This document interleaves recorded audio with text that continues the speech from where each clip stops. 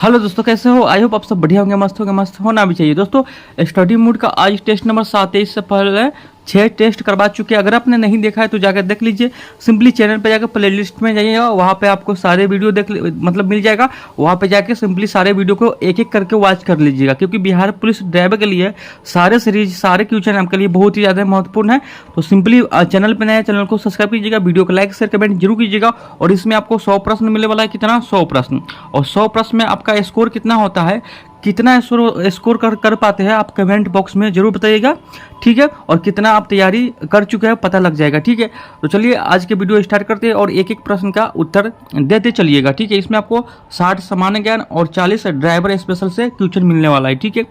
तो चलिए इसका सबसे फर्स्ट नंबर क्वेश्चन का आंसर बताइएगा। इसका आंसर क्या होगा? उत्तरमासा अंतरिप का पता किसने लगाया? बताइएगा। उत्तरमासा अंतरिप का पता किसने लगाया? सबसे फर्स्ट नंबर क्वेश्चन का आंसर बताइएगा। इसका आंसर की बात करें, ऑप्शन नंबर डी हो जाएगा Bartolomeu Diaz. Option number D सही हो जाएगा, बार्थोलोमियो डियाज। अगला क्वेश्चन 2 नंबर है। दक्षिण एशियाई क्षेत्रों सहयोग संघ कब अस्तित्व में आया? बताइएगा। दक्षिण एशियाई क्षेत्रीय सहयोग संघ कब अस्तित्व में आया? बताइएगा। 2 का आंसर कौन हो जाएगा? 2 का ऑप्शन नंबर सी 1985 में आया। कब? तो 1985 में आया, याद रखिएगा, ठीक है। अगला है तीसरा नंबर। सूरज कुंड मेला निम्नलिखित में से किस राज्य से संबंधित है? बताइएगा। सूरज कुंड मेला निम्नलिखित में से किस राज्य से संबंधित है? थर्ड नंबर क्वेश्चन का आंसर बताइएगा। याद रखिएगा, हरियाणा से है। कहाँ से? हरियाणा से। ऑप्शन नंबर सी इसका सही हो जाएगा, ठीक है। और सिंपली कमेंट करते चलिएगा, ठीक है। अगर गलत सही कमेंट कीजिएगा, सही उत्तर देने की कोशिश कीजिएगा, ठीक है। 4 नंबर की काजीरंगा राष्ट्रीय उद्यान, केवाला देव राष्ट्रीय उद्यान तथा मानस वन्य जीव अभ्यारण्य को किस वर्ष यूनेस्को की सूची में शामिल किया गया? बताइएगा। ये जो है कि काजीरंगा राष्ट्रीय उद्यान, केवाला देव राष्ट्रीय उद्यान तथा मानस वन्य जीव अभ्यारण्य को किस वर्ष यूनेस्को की सूची में शामिल किया गया? बताइएगा। 4 का आंसर इनमें से कौन सा आंसर आपका सही हो जाएगा? बताइएगा। 4 का आंसर कौन हो जाएगा? 4 का ऑप्शन नंबर सी हो जाएगा, 1985 में शामिल किया गया, याद रखिएगा। अगला है 5 नंबर क्वेश्चन है कि 2011 में भारतीय की से कौन सी क्रम की जनगणना हुई थी? बताइएगा। 2011 में भारत की कौन सी क्रम की जनगणना हुई थी? बताइएगा। 5 का आंसर बताइएगा कौन सा हो जाएगा? याद रखिएगा। ऑप्शन नंबर डी 15वीं, ठीक है। ऑप्शन नंबर डी इसका सही होगा, 15वीं, ठीक है। अगला क्वेश्चन 6 नंबर है।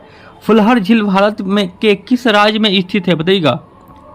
यहाँ पे बात बोल रहा है कि फुलहर झील भारत के किस राज्य में स्थित है? बताइएगा। इसका आंसर 6 का, तो 6 का ऑप्शन नंबर सी यानी उत्तर प्रदेश में स्थित है। कहाँ? उत्तर प्रदेश में स्थित है, याद रखिएगा। अगला है 7 नंबर क्वेश्चन है। निम्नलिखित में से कौन सा एक आहार श्रृंखला बनाते हैं? बताइएगा।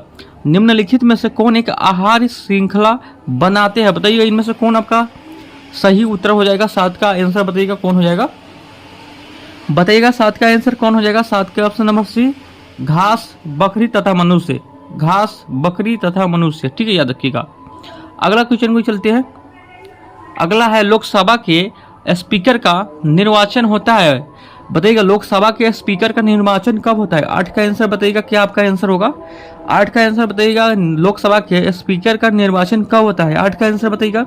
8 का ऑप्शन नंबर सी लोकसभा के सभी सदस्यों के द्वारा, लोकसभा के सभी सदस्यों के द्वारा होता है, याद रखिएगा। अगला है मिलान कीजिए। चलिए इसमें मिलान करना है, चलिए मिलान कीजिएगा। 9 का आंसर आपका क्या हो जाएगा? चलिए मिलान करना है, मिलान कीजिए। चलिए। राष्ट्रपति किस अनुच्छेद की तहत आता है? बताइएगा। 9 का आंसर कौन हो जाएगा? याद रखिएगा। राष्ट्रपति आपको अनुच्छेद 52 की तहत आता है, याद रखिएगा। अगला है तो बताइएगा अटॉर्नी जनरल कौन अनुच्छेद की तहत आता है? याद रखिए। अनुच्छेद 76, इसमें 1 हो जाएगा, ठीक है। उपराष्ट्रपति किस अनुच्छेद के तहत आता है?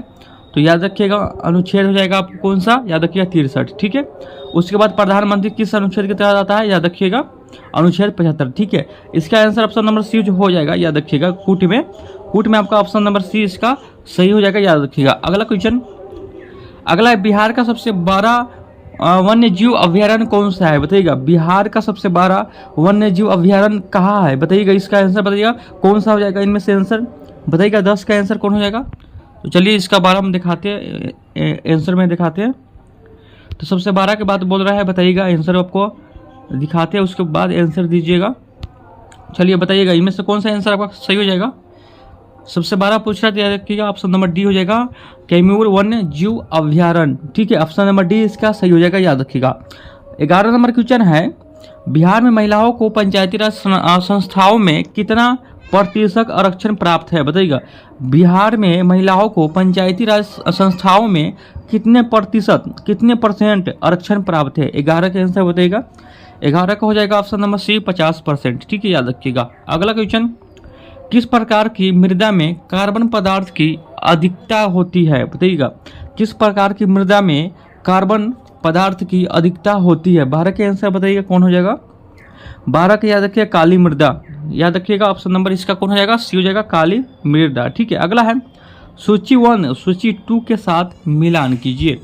इधर आपको दिया गया है सिंचाई और इधर गया है, यहाँ आपको दिया गया है सिंचाई परियोजना और इधर आपको दिया गया है नदी। ठीक है, बताइएगा भांगरा नागल, बताइएगा किस नदी के किनारे, बताइएगा किस नदी पे है, बताइएगा भांगरा।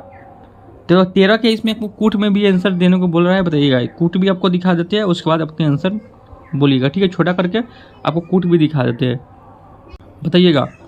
जो फर्स्ट नंबर है भांगरा नागल, वो किस नदी पे है, बताइएगा। इसका आंसर कौन हो जाएगा 13 का? बताइएगा 13 का आंसर कौन हो जाएगा? 13 का याद रखिएगा, जो ये वाला है ना भांगरा नागल, ये आपको हो जाएगा सतलज नदी पर। किस नदी पर? सतलज नदी पर है। ठीक है, याद रखिएगा। उसके बाद आपको कौन सा आता है, तो याद रखिएगा उसके बाद आपको होता है रिहंड नदी किस नदी पे है, तो याद रखिएगा ये आपको महानदी पे है। ठीक है, याद रखिएगा। उसके बाद हो जाएगा, सॉरी महानदी पे नहीं है, ये आपको हो जाएगा रिहंड है, वो रिहंड नदी पे है, याद रखिएगा। हीराकुंड किस नदी पे है, बताइएगा। हीराकुंड किस नदी पे है, बताइएगा। 13 का कौन सा आंसर आपका सही लग रहा है? तो हीराकुंड किस नदी पे है, बताइएगा।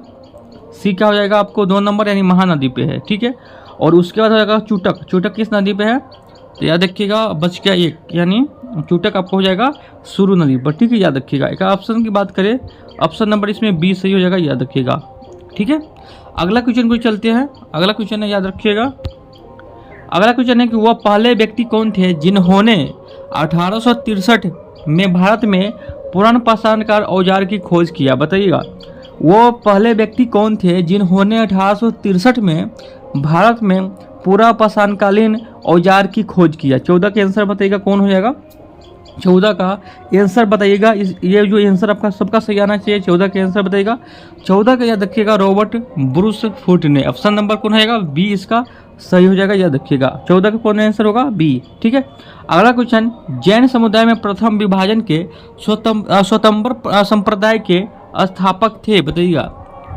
जैन समुदाय में प्रथम विभाजन के स्वतंत्र संप्रदाय के संस्थापक थे, इनमें से कौन सा आपका सही हो जाएगा? राइट आंसर बताइएगा। याद रखिएगा स्थूलभद्र। ऑप्शन नंबर ए इसका सही होगा, स्थूलभद्र। ठीक है, अगला है, निम्नलिखित में से किसने भारत में प्रसिद्ध फारसी त्योहार नौरोज को आरंभ करवाया? बताइएगा, इसका आंसर कौन हो जाएगा?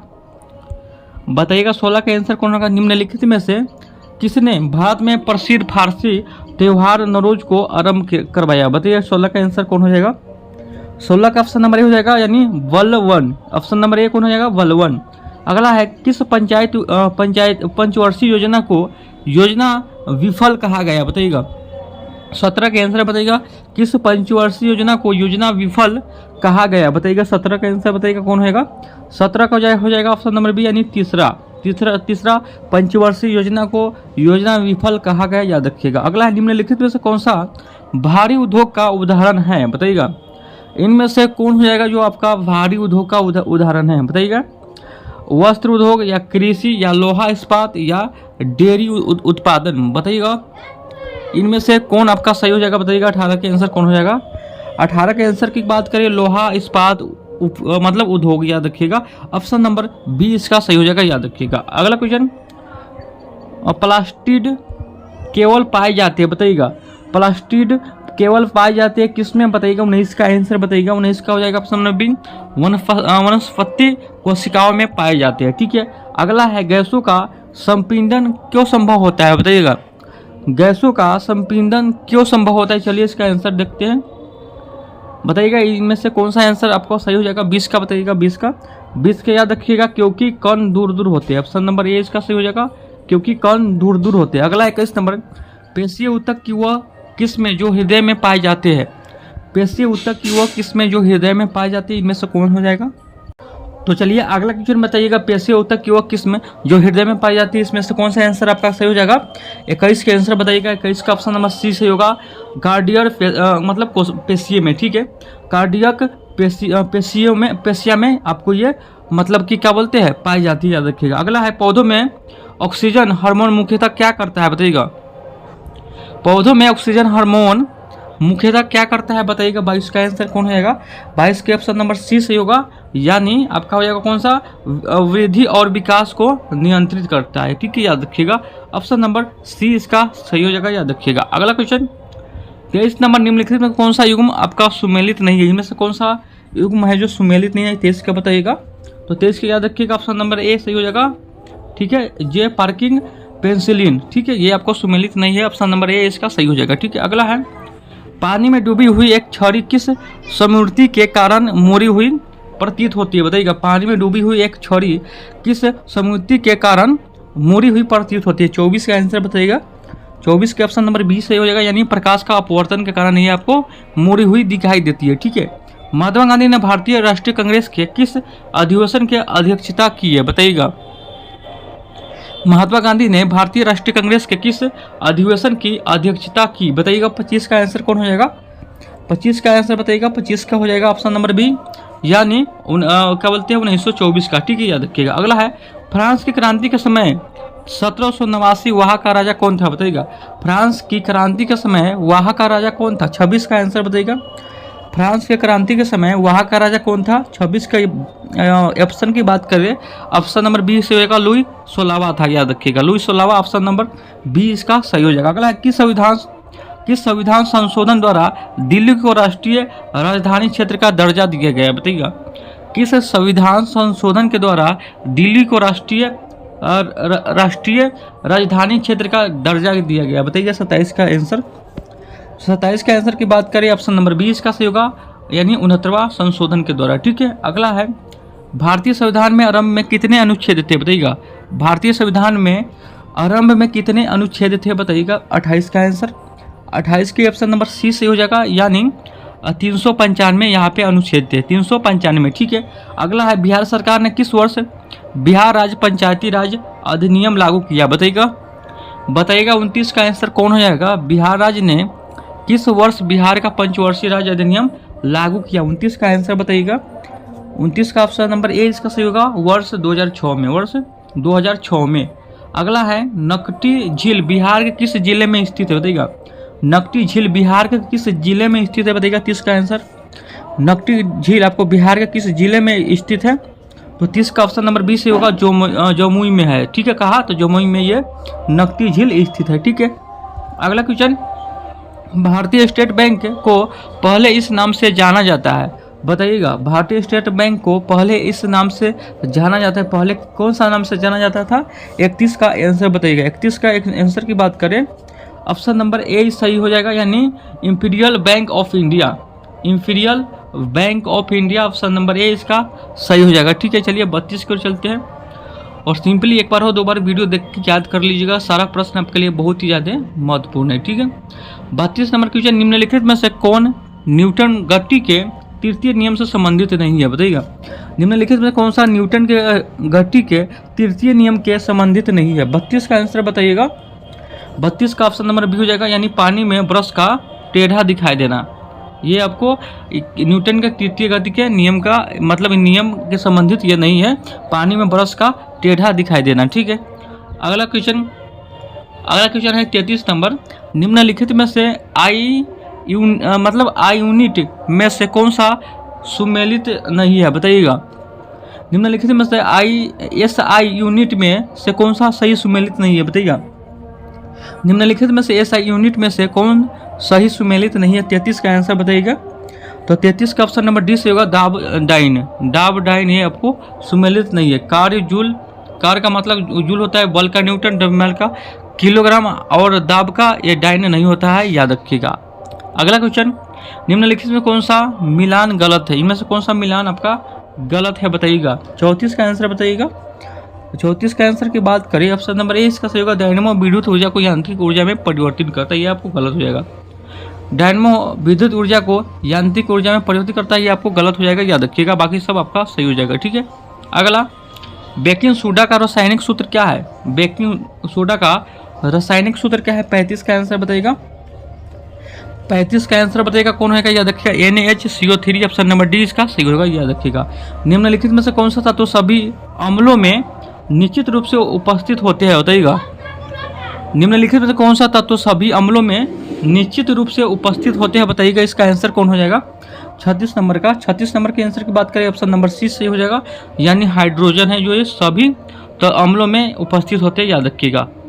हाइड्रोजन है, ऑप्शन नंबर सी सही हो जाएगा 36 के, याद रखिएगा। अगला क्वेश्चन है, धातु जिसका उपयोग हेमोग्लोबिन के निर्माण में होता है वो है, बताइएगा। धातु जिसका उपयोग हेमोग्लोबिन के निर्माण में होता है वो है। 37 का आंसर बताइएगा कौन हो जाएगा? तो 37 का ऑप्शन नंबर ए Fe हो जाएगा, याद रखिएगा, ठीक है। अगला, भारत रत्न पाने वाले प्रथम खिलाड़ी कौन है, बताइएगा। भारत रत्न पाने वाले प्रथम खिलाड़ी कौन हो जाएगा, बताइएगा। 38 का आंसर इनमें से कौन सा खिलाड़ी आपका हो जाएगा, याद रखिएगा। 38 के option number B Sachin Tendulkar हो जाएगा, ऑप्शन नंबर बी से होगा सचिन तेंदुलकर, ठीक है।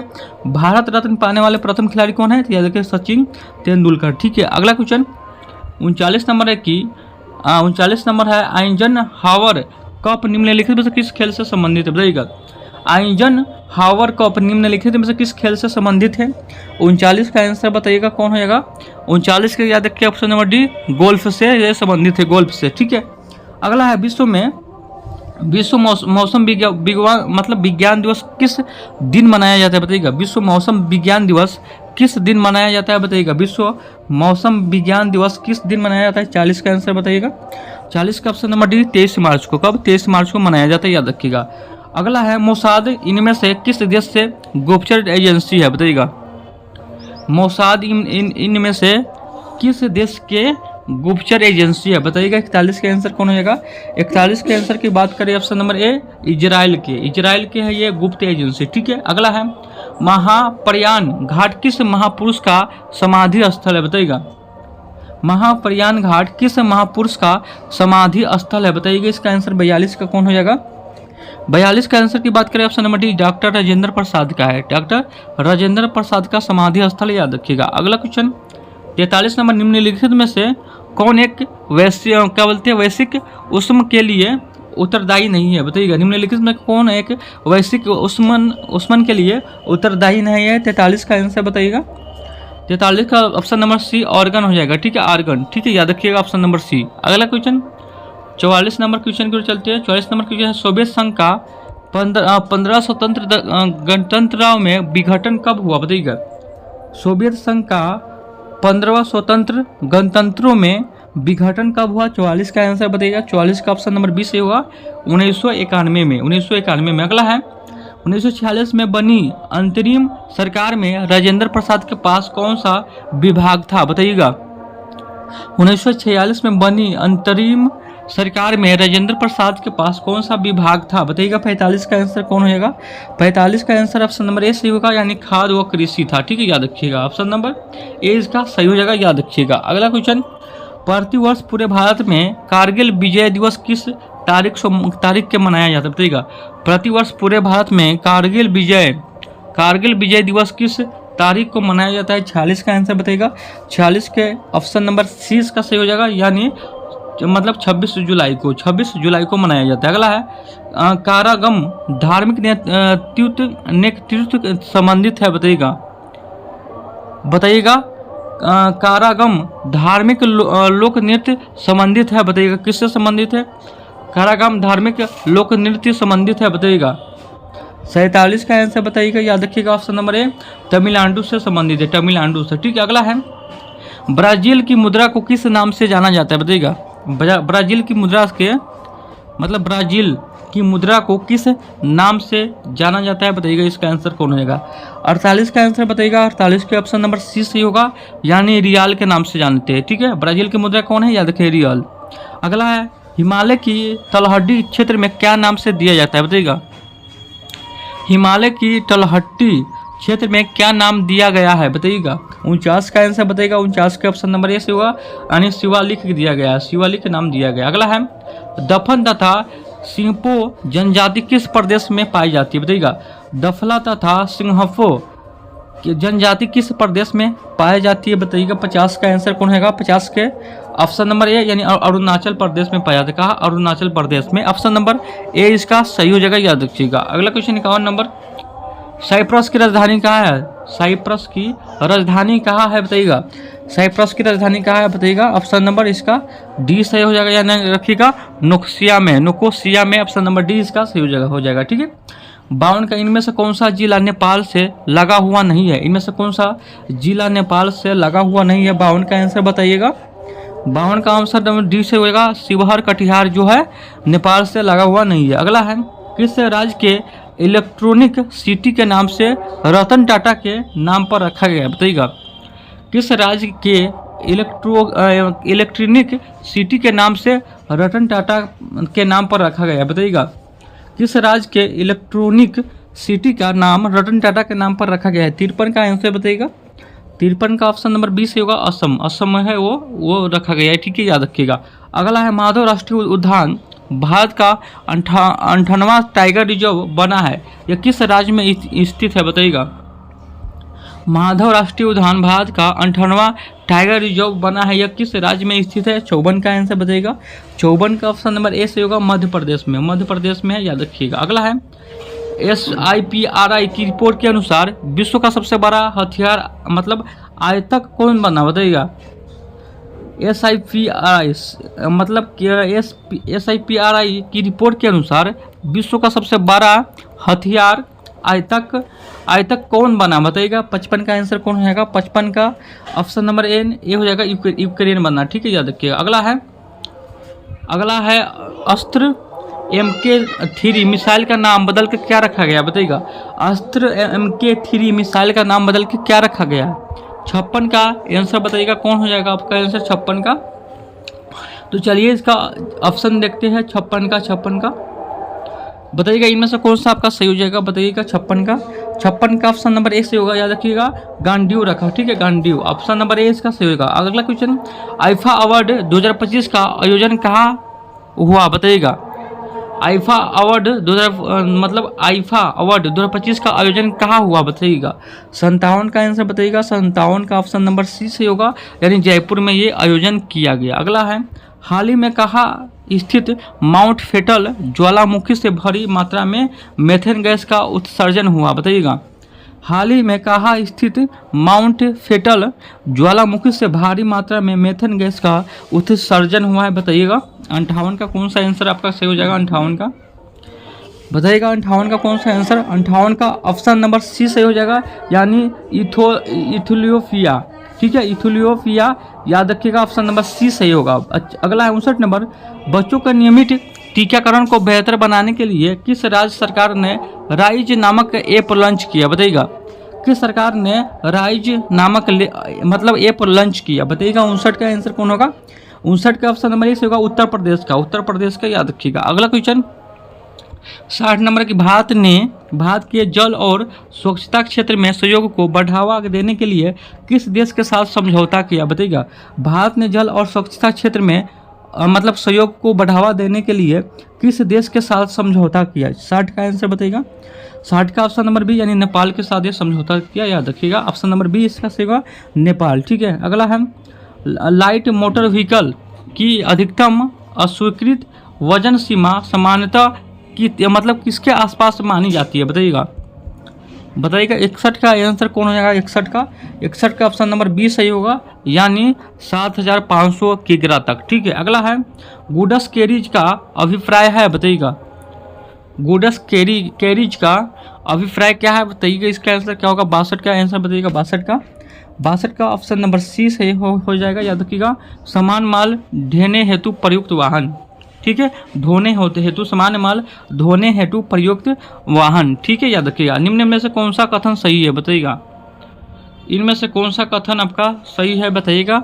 63 का आंसर कौन हो जाएगा। 63 का ऑप्शन नंबर बी है, यानी लर्नर लाइसेंस के साथ एक बैड डील भी साथ रख सकते हैं। ये आपको सही हो जाएगा, याद रखिएगा।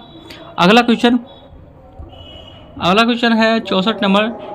डीएल की मियाद खत्म होने के 30 दिन के भीतर नवीनीकरण कराने पर क्या होता है बताइएगा। 64 का आंसर बताइएगा। 64 का ऑप्शन नंबर डी, यानी संपत्ति की तिथि से प्रभावी मानी जाती है।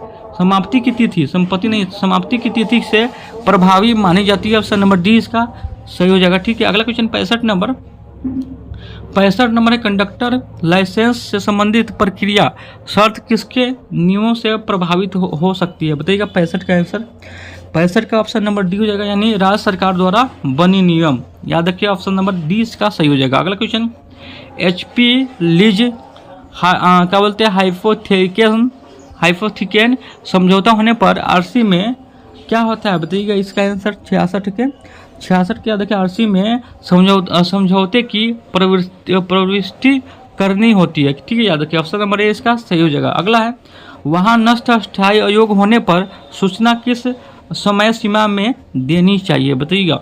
वाहन नष्ट अस्थायी अयोग्य होने पर सूचना किस समय सीमा को देनी चाहिए, कितने घंटे के बाद देनी चाहिए। 67 का आंसर बताइएगा, याद रखिए, ऑप्शन नंबर सी 14 दिन में, याद रखिएगा। अगला क्वेश्चन किस श्रेणी में सामान्यतः परमिट से छूट पाई जाती है बताइएगा। किस श्रेणी में सामान्यतः परमिट से छूट पाई जाती है। 68 का आंसर बताइएगा।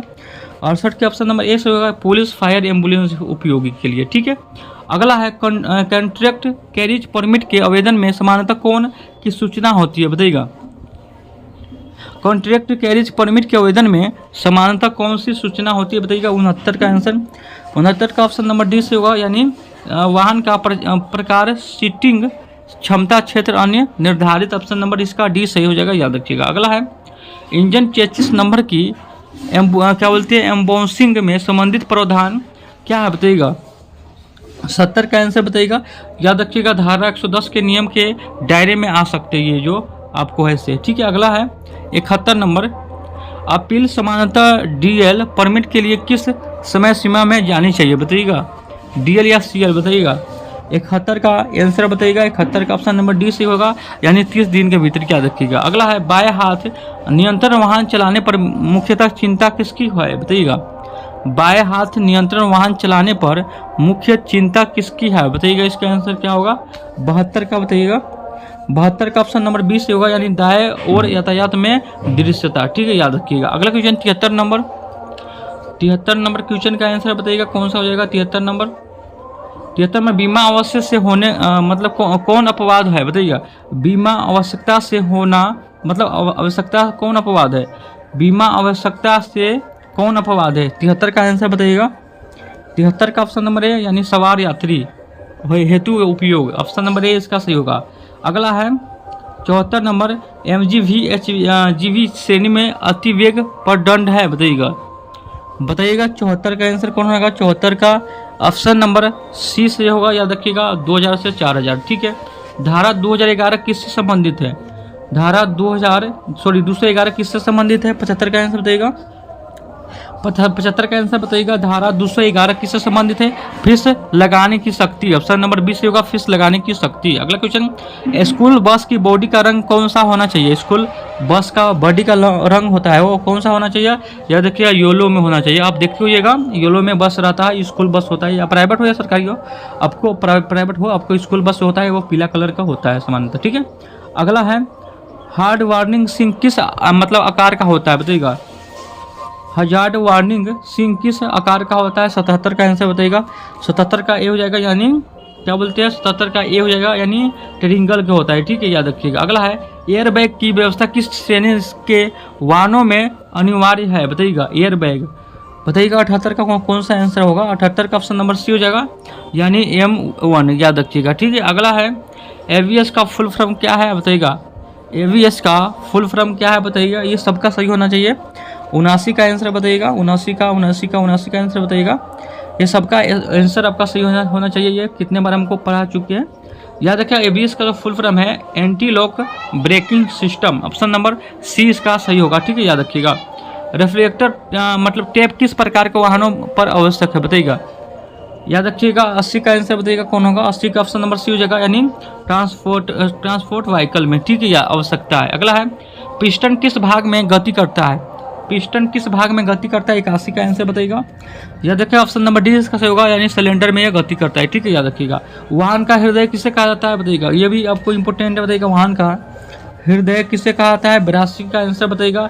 इंजन का, वाहन का हृदय इंजन को कहा जाता है। ठीक है, अगला है क्या बोलते हैं साइलेंसर का कार्य है। एग्जॉस्ट सिस्टम साइलेंसर का कार्य है, बताइएगा। 83 का आंसर बताइएगा कौन होगा? 83 का ऑप्शन नंबर 20 से होगा। धुआं और ध्वनि को नियंत्रण करना इसका काम है। ठीक है, याद रखिएगा। अगला क्वेश्चन 84 नंबर, भारत में सबसे पुरानी कार निर्माण कंपनी कौन सी है? बताइएगा, सबसे पुरानी कार निर्माण कंपनी कौन सा है? जो सबसे पुरानी कार निर्माण कंपनी कौन सा होगा? 84 का आंसर बताइएगा।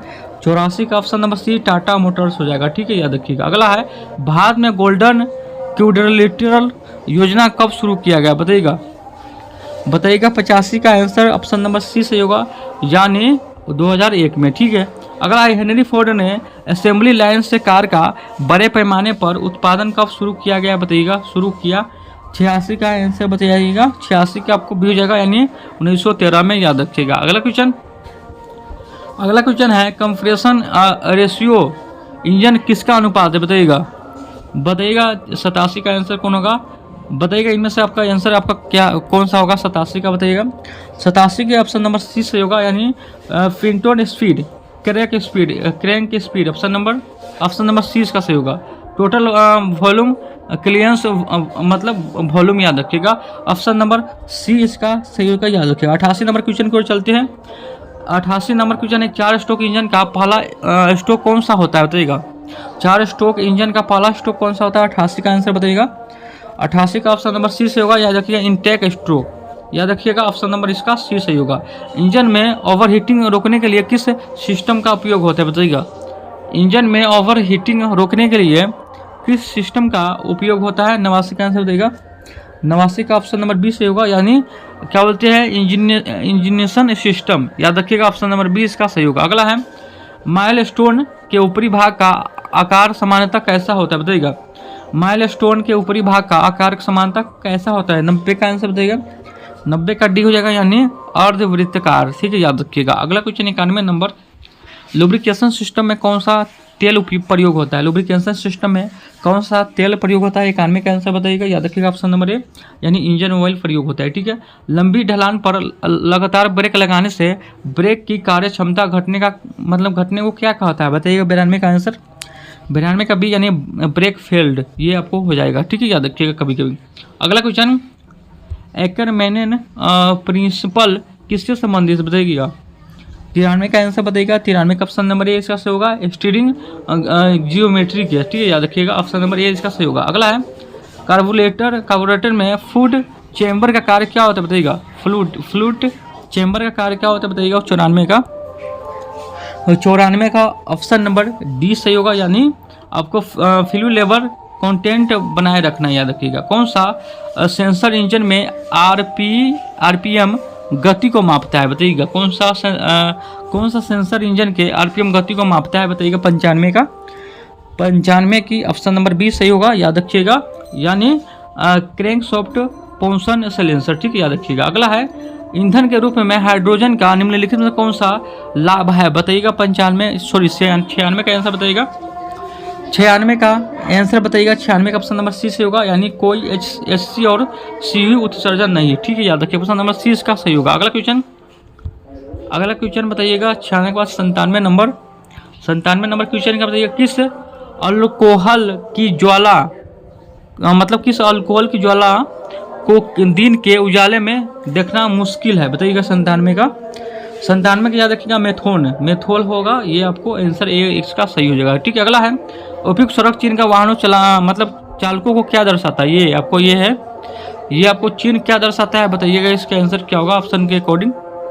बताइएगा ये आपको क्या दर्शाता है? बताइएगा 98 नंबर क्वेश्चन का बताइएगा ये आपको क्या दर्शाता है?